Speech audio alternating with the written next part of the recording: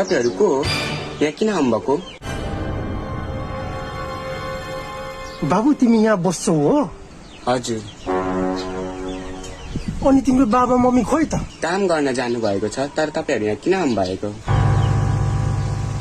हामी यो घरको मालिक। यो घरको मालिक? हैन, तपाईहरु त काठमाडौँमा बस्नुहुन्छ हैन? थापा थैली भन्ने ठाउँमा? हो। हजुरहरुको घर छ हैन त्यहाँ?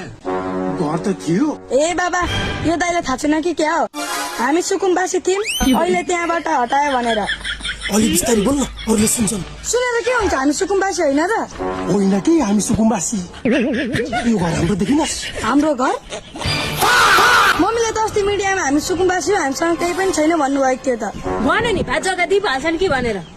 तर के गर्न, आन्द्रा बुढी सबै केलाउँदो रहेछन्। को सुकुम्बासी को हुकुम्बासी पत्ता लगाइहाल्दो रहेछन् त। त्यही भएर त झोला झ्याम्टा बोकेर आउनु परेको छ। यो सब तेरै बाउले गर्दा त हो नि। हाम्रो केही छैन, हामी सुकुम्बासी हो भन्न लगाएर। चुप चुप, गाउँमै हल्ला गर्ने विचार छ? हल्ला होइन, देशभरि थाहा भइसक्यो। हुकुमबासी पनि सुकुम्बासी भएर बसेको, जसले गर्दा असली सुकुम्बासीहरूलाई अप्ठ्यारो परेको छ। अब त्यस्तो अप्ठ्यारो हुने दिनहरू गए, किनभने सुकुम्बासी बनेर बसेका हुकुम्बासीहरू साइड लाग्दैछन्।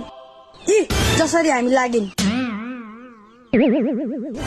त्यत्रो वर्ष बसेको घर जग्गा छोडेर आउनु परेको छ, त्यो पनि सहरमा। सहर पोरपरा झन्ने बाढीले बगाए। बिर्स्यो रातारात केटाकेटी च्यापेर भागेको। हो नि है, जे होस् सरकारले ठिकै गर्यो। अब हेर नि, हामी घर जग्गा भएको मान्छे पनि सरकारी जग्गा ओगटेर बस्यौं, अनि यस्तो पनि हुन्छ त काहीँ?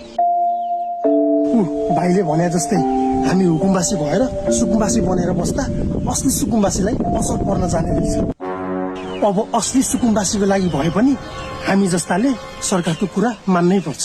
अब तपाईहरु आउनुभयो, हामी चाहिँ कहाँ बस्ने? ए दाइ पनि यही बस्ने नि मिलेर।